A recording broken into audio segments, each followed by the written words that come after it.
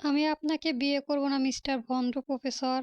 দিবাস্বপ্ন দেখা বন্ধ করুন। আপনাকে বিয়ে করার থেকে রিকশাওয়ালা বিয়ে করা ঢোর ভালো। সুপ্রভার কথা শুনে ফোনের অপর প্রান্তে থেকে সিয়াদ বাঁকা হাসে। উন্মাদ প্রেমিকা ন্যায় বলে, আমি এক্ষুনি রিকশা কিনতে যাচ্ছি।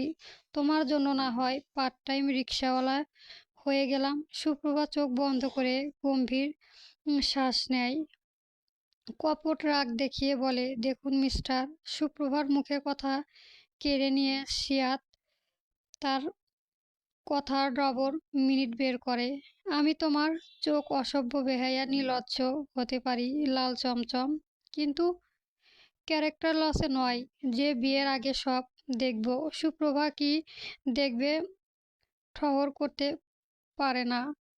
সে প্রসঙ্গ পাল্টে শক্ত গলায় বলে, আপনি আমায় লাল চমচম বলে ডাকবেন না। খুবই বিশ্রী শোনায়। একজন প্রফেসরের মুখে এমন বিশ্রী কথা শোভা পায় না।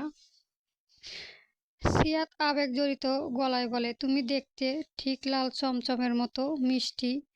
তাই তো তোমাকে ভালোবেসে আদর করে লাল চমচম কোলে বলে ডাকি। সুপ্রভা দমে যায় না, বরং তেজি গলায় বলে, আমি আপনার প্রেমিকা বা বউ নয় যে আমাকে ভালোবেসে আদর করে ভিন্ন নামে ডাকা লাগবে।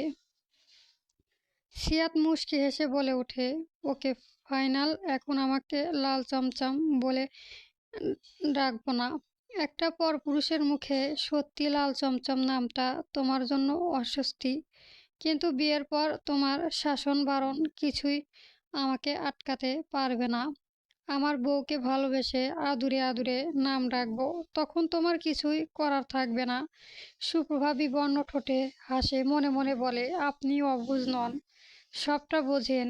বরং আমার থেকে অনেক অনেক জ্ঞান আপনার, সবটা ভালো বোঝেন। এরপরেও কেন যে এমন অবুঝের মতো করছেন আমি জানি না। আমাকে বিয়ে করার স্বপ্ন আপনার স্বপ্নই থেকে যাবে। আর মাত্র কিছুদিনের অপেক্ষা, এরপর আমি সবাইকে ছেড়ে অনেক দূরে চলে যাব। আমার টিকিটটাও খুঁজে পাবেন না আপনি। হারে সুপ্রভা, কে ফোন করেছে, কার সাথে কথা বলছিস? আলেয়া বেগমের কথায় কর্ণগোচর হতেই সুপ্রভা তাড়াহুড়ি কল কেটে দেয়।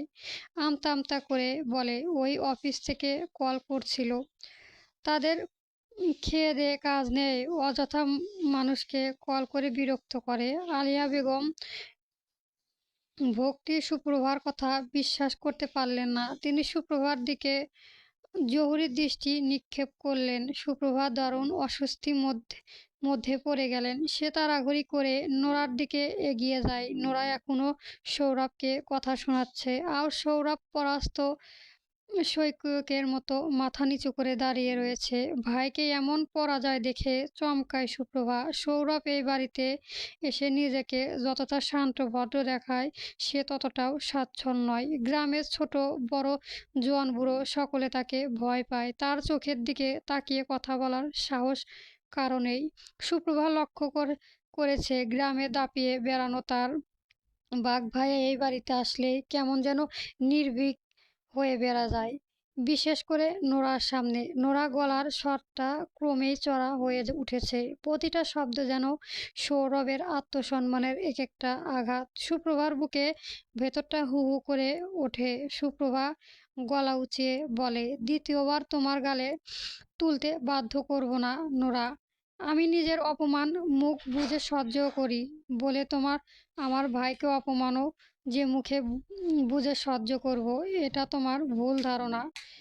নোরাও দমে যাওয়ার পাত্রী নয়। সে দ্বিগুণ উত্তেজনা নিয়ে বলে, তোমার ভাই যে যেচে এসেছে কেন আমাকে কেক খাওয়াতে, যাকে দেখলে আমার বমি পায়। আমি তার হাতে থেকে কেক খাবো, এটা ভাবলে কি করে তোমরা? তোমার ভাই কি কখনো আয়নায় নিজের চেহারা দেখে না? ভাইকে অপমানে সুপ্রভার বুক ভারী হয়ে ওঠে। নোরার অসহিষ্ণুত আচরণ তার চোখে জল এনে দেয়। সে নির্দিষ্ট গলায় বলে, আমার ভাইকে গায়ের রং কালো, কিন্তু মনের রং নয়। তুমি খুব ভালো করেই জানো গায়ের রং পরিষ্কার করার জন্য দোকানে অনেক প্রসাধনীও পাওয়া যায়, কিন্তু আফসোসের মনের রং পরিষ্কার করার জন্য কোনো প্রসাধনীয় পাওয়া যায় না। যদি পাওয়া যেত, বিশ্বাস করো, আমার শরীরের রক্ত বিক্রি করে হলেও আমি তোমাকে মন পরিষ্কার করার প্রসাধনীয় কিনে দিতাম। এমন কালো মন নিয়ে নিশ্চিন্তে ঘুমাও কি করে? তোমার মতো। আচানক সৌরভ এক হাতে সুপ্রভাকে জড়িয়ে ধরে। সুপ্রভা সম্পূর্ণ কথাটা শেষ করতে পারে না। সৌরভ বোনকে শান্ত করার চেষ্টা চালায়। শান্ত হও বোনু।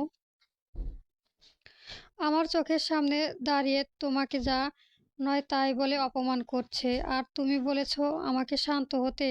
ও তোমাকে কেন কালা টাকি বলবে? তুমি কি পাতিলের তলার মতো কালো? কালো নাও তো। তাহলে তো কেন তোমাকে অপমান করবে? নোরা ছোট মানুষ বনু, কি বলতে কি বলে ও নিজেই বোঝে না। সুপ্রভা আবার গলা বলে, নোরা ছোট মানুষ। সৌরভের কিছু না বলে মুচকে এসে সুপ্রভার গালে কেকের টুকরো পুড়ে দেয়। হৃষ্টচিত্তে বলে, কেক খায়, দারুণ মজা হয়েছে। সুপ্রভা ফিসফিস করে বলে, তোমার অভিসন্ধি মোটেও ঠিক লাগছে না আমার। ব্যাপার কি বলো তো? কোনো ব্যাপার না বনু, তুই অযথাই আমাকে সন্দেহ দৃষ্টিতে দেখেছিস। সুপ্রভা দীর্ঘশ্বাস ফেলে মনে মনে বলে, তুমি অপাত্র নিজের সুন্দর মনটা বিকিয়েছ ভাইয়া। নোরা একটা বিষয়ন মরিচ, তার ঝাল এমন যা স্পর্শ করলে শুধুই মুখই নয়, তোমার সর্বজ্ঞা অঙ্গ হয়ে যাবে। খাওয়া দাওয়া শেষ করে সৌরভ তার মাকে বাড়ির উদ্দেশ্যে রওনা হওয়া তাড়া দেয়। কিন্তু ঈশিতা চৌধুরী তাদেরকে যেতে দেবে না। রৌনক চৌধুরী রাতটা তাদের বাড়িতে থাকার অনুরোধ জানালেন। সুপ্রভাও খুব করে চাইছিল তার মা ভাই এই বাড়িতে থাকুক। আলিয়া বেগম সবার অনুরোধ ফেলতে পারলেন না। রাতটা এ বাড়িতে কাটানোর সিদ্ধান্ত নেয়। মা ভাইয়ের সাথে আরও কিছু মুহূর্তে কাটাতে পারবেন ভেবে খুশিতে সুপ্রভা চোখ ঝলমল করে ওঠে। সুপ্রভার বুকের পাথর চাপা দিয়ে সবার সাথে হাসি মুখে গল্প করে, এটা ওটা বানিয়ে খাওয়ায়। হাসি ঠাট্টা আনন্দের মধ্যে দিয়ে কখন যে এ বাড়ি ছেড়ে যাওয়ার ঘন্টা বেজে ওঠে, সুপ্রভা ঠাস করতে পারে না। এই বাড়ি ছেড়ে থাকবে, বাড়ির মানুষগুলোকে ছেড়ে থাকার কষ্টে বুকটা ভারী হয়ে আসে তার। সুপ্রভা অস্থির হয়ে রুমের মধ্যে পায়চারি করে, অপেক্ষায় থাকে সবার গম্ভীরের মুখে। সবাই গম্ভীর ঘুমে আচ্ছন্ন হতেই সুপ্রভা টেবিলের উপর একটা চিরকুট রেখে বাড়ি থেকে বেরিয়ে আসে। বাড়ির বাইরে পা রাখতেই আপনজনদের মুখে তার চোখের সামনে দৃশ্যমান হয়, আর আশ্চর্যজনক ভাবে শেখ সিয়াদ সাহেরিয়া বদখানাও তার চোখের সামনে ভাসছে। তাদের প্রথম দর্শনে মুহূর্ত কিছুতেই ভুলে উঠতে পারছে না। সুপ্রভা সিয়াতের দিকে চা এগিয়ে দিয়েছে। সিয়াত চায়ের কাপ না নিয়ে অপলক দৃষ্টিতে সুপ্রভার দিকে তাকিয়ে রয়েছে। চোখ বন্ধ করলেই মিনিটে পর্দার মতো চোখের সামনে সর্বদা ভেসে উঠছে সুপ্রভা। সুপ্রভা বিরক্ত হয়, তিক্ত গলায় বলে, নোমান মালা যাওয়ার পর সবে নিজেকে গুছিয়ে নিয়েছিলাম, নতুন করে সবটা শুরু করতে চেয়েছিলাম। এর মধ্যেই বড় ঝড়, আপনি আমার জীবনে প্রবেশ করলেন। আপনার সাথে আমার দেখা না হওয়াটাই বোধহয় ভালো ছিল। আপনি আমাকে শেষ পর্যন্ত ঘরছাড়া হতে বাধ্য করলেন মিস্টার ভন্ড প্রফেসর। আমি আপনাকে কখনোই ক্ষমা করব না, কখনোই না। পরবর্তী গল্প পেতে আমার চ্যানেলটা সাবস্ক্রাইব করবেন এবং গল্পটি কেমন হয়েছে কমেন্ট বক্সে জানাবেন। গল্প নতুন প্রেমের গান পর্ব 7 চলবে।